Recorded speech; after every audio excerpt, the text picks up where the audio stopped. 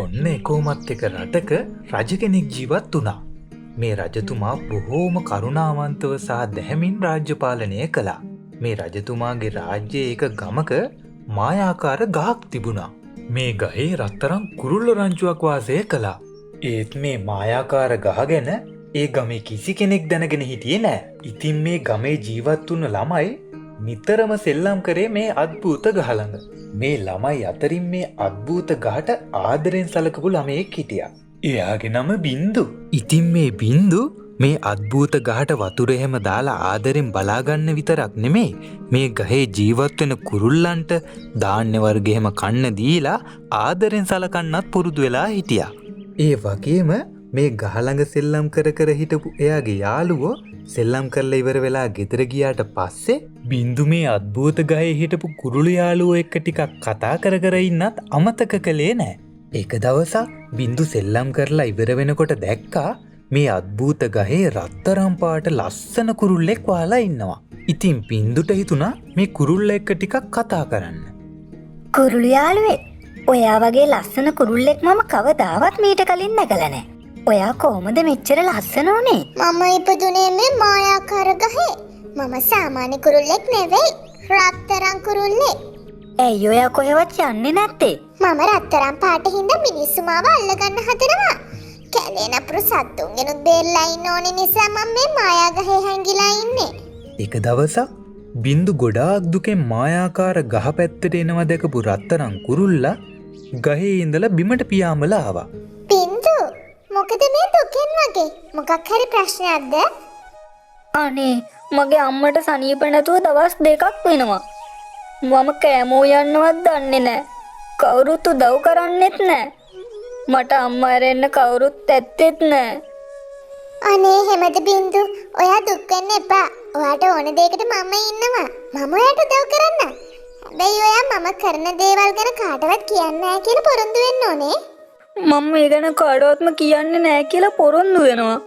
මෙහෙම කියපු රත්තරන් කුරුල්ලා බින්දුව මායාකාර ගහේ පිටිපස්සට එක්කගෙන ගියා. මෙහෙම ගහේ පිටිපස්සට ගිය බින්දුට ගහ ඇතුළට යන දොරක් දැක ගන්න පුළුවන් වුණා. ඉතින් මේ දොරෙන් ඇතුළට ගියපු බින්දුට එකපාරට ඇස් අදාහ ගන්නත් බැරි වුණා. මායාකාර ගහ ඇතුලේ රත්තරන් කුරුල්ලන්ගෙන් පිරුණු ගුහාවක් බින්දු දැක්කා. ඇයි බින්දු, ඔයා පුදුම වෙලා වගේ මන් දිහා බලන්නේ? මෙතන ඔයාට ඕන කරන හැමදේම තියෙනවා. ඔයා ඉල්ලන ඕනම දෙයක් ලැබෙනවා. හැබැයි මතකනේ, මේ කිසි දෙයක් කිසිම කෙනෙක්ට කියන්න තහනම්. තේරුණාද? බින්දු කතා කරගන්නවත් බැරුව ගල් වෙලා වගේ බලාගෙන ඉඳලා මටයි අම්මටයි කන්න කෑම මොනවා හරි දෙන්න පුළුවන්ද කියලා ඉල්ලුවා. එක පාරටම බින්දු ළඟින් කෑම ಜಾති කිහිපයක් මතු වුණා. මේක දැකපු බින්දුට හිතා ගන්නවත් බැරි වුණා. මෙහෙම කාලයක් ගෙවිලා ගියා. මායාකාර ගහෙන් හම්බුණ වස්තුවෙන් බින්දුයි අම්මයි සතුටින් ජීවත් වුණා. ඒ විතරක් නෙවෙයි, බින්දු ගමේ නැති බැරි අයටත් ගොඩාක් උදව් කළා. ඉතින් මේ හින්දා බින්දු ගැන මුළු ගමේම අය කතා කරන්න පටන් ගත්තා වගේම බින්දුට හොඳට මිල මුදල් තියෙනවා කියලත් රාවයක් ගම පුරා පැතිරිලා ගියා. මේ කතාව ඒ ගමේ වාසය කරපු මැජික් කාරයෙකුටත් දැනගන්න ලැබුණා. මෙච්චර පොඩි එකෙක් රස්සාවක් කරන්නෙත් නැතුව මිනිස්සුන්ට සල්ලි බෙදරම කියන්නේ. මෙතන නම් මොකක් හරි හොරයක් තියෙන්න ඕනේ. මේ ගැන පොඩ්ඩක් හොයලා බලන්න ඕනේ. මෙහෙම හිතපු මැජික් කාරයා එදා රෑ බින්දුගේ ගෙදරට ගිහින් එයාගේ මැජික් බලෙන් බින්දුව පැහැරගත්තා. ඉතින් පහුවදා උදේ බින්දු ගෙදර නැති බව දැනගත්ත බින්දුගේ අම්මා එයාව හැම තැනම හොයලා මායාකාර ගහ තියෙන තැනටත් දුවගෙන ආවා. ඉතින් බින්දුගේ අම්මා කලබලෙන් ගහ පැත්තට එනවා දැකපු රත්තරන් කුරුල්ලා ගහෙන් පහලට පියාඹලා එනකොට බින්දුගේ අම්මා හයියෙන් නඩන්න පටන් ගත්තා. මේ බින්දුගේ අම්මා නේද? ඇයි මේ අඬන්නේ? මොකක් හරි ප්‍රශ්නයක්ද? කතා කරන කුරුල්ලෙක්? ඔයා කොහොමද මගේ පුතාව දන්නේ? ඉතින් රත්තරන් කුරුල්ලා බින්දුව අඳුනගත්ත විදිය අම්මට පැහැදිලි කළා. බින්දු ඊයේ රෑ ඉඳන් ගෙදරත් නෑ. එයා නැති නිසායි මම මේ හොයාගෙන ආවේ. අනේ බය වෙන්න එපා අම්මේ. ඉන්නකෝ, මම ඉක්මනට එන්නම්. මෙහෙම කියපු රත්තරන් කුරුල්ලා එක පාරට අතුරුදන් වෙලා මැජික් කාර්යය ළඟින් මතු වුණා. කෝ මගේ යාළුවා බින්දු? මගේ උපාය හරි ගියා එහෙනම්. දැන් ඉතින් මං පෝසත්. ඔයාට මොනවද අපෙන් ඕනේ? ඇයි ඔයා මගේ යාළුවෝ මෙහාට අරගෙන ආවේ? මට හිතුණා මං අරගෙන ආවා. මොකක්ද ඔයාට තියෙන ප්‍රශ්නේ? මැජික් කාර්යයා රත්තරන් කුරුල්ලට සමච්චලයට වගේ උත්තර දුන්නා. මේ රත්තරන් කුරුල්ලා විතරක් නෙවෙයි. තව කුරුල්ලෝ ඉන්න පුළුවන්. මට මගේ මැජික් බලෙන් මේ කුරුල්ලෝ සේරම මෙල්ල කරගන්න පුළුවන්. කොහොම හරි මේ අනික් කුරුල්ලෝ ටිකත් හොයාගන්න ඕනේ. ඔයා කැමතිද ඔයාගේ යාළුවා ජීවතුන් අතර ඉන්නවා බලන්න? එහෙම ඕනනම් දැම්මම මාව ඔයාලගේ මායාකාර ගුහාවට අරගෙන යන්න. එහෙම නොකළොත් ආයේ කවදාවත් ඔයාට ඔයාගේ යාළුවව නම් දකින්න වෙන එකක් නෑ.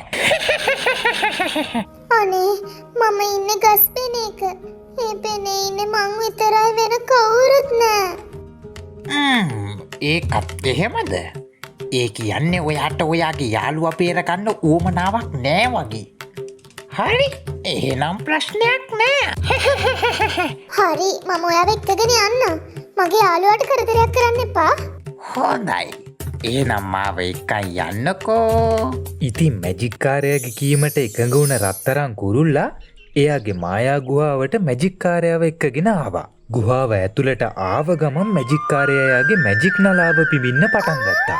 ගුහාව ඇතුළේ ඉඳපු රත්තරන් කුරුල්ලෝ සේරම මැජික් නලාවේ හඬට වශී වෙලා මැජික් කාර්යයා පස්සෙන් යන්න පටන් ගත්තා.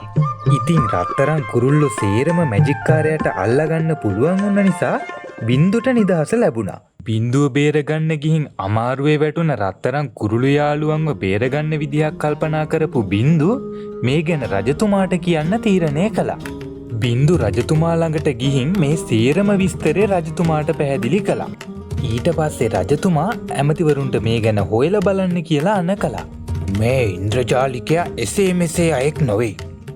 මොහු මගේ රාජ්‍යයේ මිනිස්සුන්ට ගොඩාක් අවස්ථාවලදී හිරිහැර කරලා තියෙනවා. ඒ නිසා මොකක් හරි සැලැස්මක් හදාගෙන ඔහු අල්ලගන්න වෙයි. නැත්තම් ඔහුගේ මැජික් බලෙන් ඔහු පැනගනි.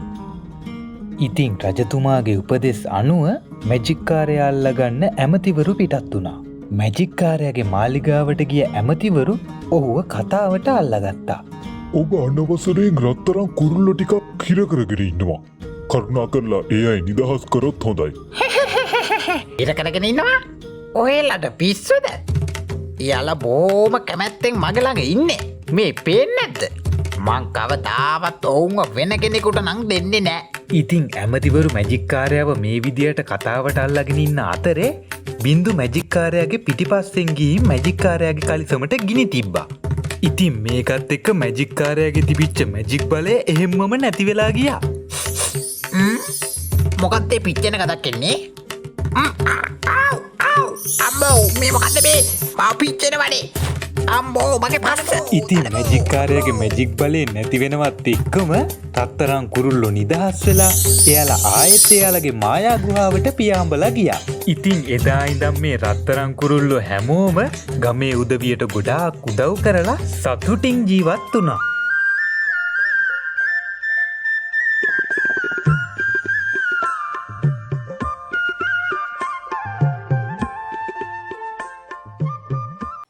ඔන්න එකෝමත් එක කැලයක විශාල නුග ගහක් තිබුණා. ඒ නුග ගහේ කපුටු ජෝඩුවක් වාසය කළා. ඉතින් මේ කපුටු ජෝඩුව වාසය කරපු කපුටු කූඩුවේ කපුටු බිත්තර දෙකකුත් තිබුණා. මේ විශාල නුග ගහයට තුබසක් තිබුණා. එක දවසක් වනාන්තරයේ ඇතුලේ ඉඳලා ආපු විශාල නයිහාමි කෙනෙක් මේ තුඹස ඇතුළට රිංගගත්තා.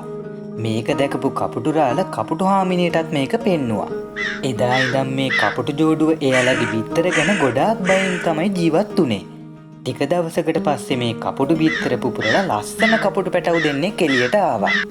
ඉතින් මේ කපුටු රාළයි කපුටු හාමිනේ ගොඩාක් ආදරෙන් මේ කපුටු පැටවු බලාගෙන කූඩුවටම වෙලා හිටියා. ඒත් මේ පැටවුන්ට බඩගිනි වෙලා කෑ ගහපු නිසා කපුටු රාළටයි කපුටු හාමිනේටයි කෑමට මොනවා හරි හොයාගෙන ඉන්න යන්න වුණා. ඉතින් චූටි කපුටු පැටවු දෙන්න කූඩුවේ තනි කරලා කපුටු ජෝඩුව කෑම හොයාගෙන එන්න පිටත් වුණා. ඉතින් මේ කපුටු ජෝඩුව කූඩුවෙන් පිටත් වුණ ගමන්ම තුඹස ඇතුලේ ඉඳපු නයිහාමි එළියට ආවා. කපුටු කූඩුවේ කපුටු ජෝඩුව නැති බව දැනගත්ත නයිහාමි හිමින් සීරුවේ නුග ගහට බඩ ගන්න පටන් ගත්තා. කපුටු කූඩුවට කිට්ටු වුණ නයිහාමි කූඩුවේ හිටපු කපුටු පැටව් දෙන්න එක කටට ගිලලා දාලා කපුටු ජෝඩුව එන්න කලින් ඉක්මනටම හුඹහට රිංග ගත්තා. කෑම හොයන්න ගිය කපුටු ජෝඩුව ටික වෙලාවකට පස්සේ කූඩුව ළඟට පියඹලා ආවා. අනේ දෙයියනේ, ඒ වෙනකොටත් නයිහාමි කපුටු පැටව් දෙන්න ගිලලා ඉවරයි. කපුටු පැටව් දෙන්න නෑ කියලා දැනගත්ත කපුටු ජෝඩුවට හොඳටම දුක හිතුණා. කපුටු හාමිනේ හොඳටම ඉකි ගහලා ඇඬුවා. කපුටු හාමිනේව සැනසුවා. මේ අපරාධය කළේ නයිහාමි කියලා කපුටු හාමි දැනගෙන හිටියා. ඉතින් මේ කරපු දෙයට නයිහාමිට හොඳ පාඩමක් උගන්වනවා කියලා කපුටු හාමි හිතාගත්තා. එක දවසක් කපුටු හාමි පියාඹමින් ඉන්න අතරවාරෙදි මහරජින රාජෝටුන්න සහ අනිත් ආභරණ ගලවලා ගලක් උඩින් තියලා ස්නානය කර කර ඉන්නවා දැකපු කපුටු හාමිට හොඳ අදහසක් පහළ වුණා. හිමීට මහරජිනගේ ආභරණ ළඟට කිට්ටු වුණ කපුටු හාමි රජිනගේ රන්මාලයත් අරගෙන පියාඹන්න පටන් ගත්තා. මේක දැකපු රාජපුරුෂයෝ දෙන්න රන්මාලය අරගන්න කියලා කපුටු හාමි පස්සෙන් පන්නන්න පටන් ගත්තා. කපුටු හාමි වේගයෙන් කපුටු කූඩුව තියෙන නුගගහ පැත්තට පියඹලා ගියා. රාජපුරුෂයෝ දෙන්නත් කපුටු හාමිව ලුහු බැන්දා. නුගගහ ළඟට පියඹලා ආව කපුටු හාමි රන්මාලය නයිහාමි ඉන්න තුඹසට දාලා කූඩුවට පියඹලා ගිහින් බලාගෙන හිටියා. කපුටු හාමි රන්මාලය තුඹස ඇතුළට දානවා දැකපු රාජපුරුෂයෝ දෙන්න රන්මාලය එළියට ගන්න තුඹස කඩලා දාන්න තීරණය කළා. ඉතින් මේ රාජපුරුෂයෝ දෙන්න ඔවුන් අතේ තිබුණ හෙල්ලවලින් ගහලා නයිහාමිගේ තුඹස සම්පූර්ණයෙන්ම විනාශ කරලා දැම්මා. තුඹස ඇතුළේ හැංගිලා ඉඳපු නයිහාමි ඉක්මනටම තුඹසෙන් එළියට ඇවිත් පණ බේරගන්න කියලා කැලේ පැත්තට බඩ ගෑවා. තුඹස ඇතුළේ තිබුණ රන්මාලය හොයාගත්ත රාජපුරුෂයෝ දෙන්න මාලෙත් අරගෙන ආයෙත් රාජමාලිගාව පැත්තට ගියා. තුඹස සම්පූර්ණයෙන්ම කැඩිලා තිබුණ නිසා නයිහාමිට ආයෙත් එතන ජීවත් වෙන්න බැරි වුණා.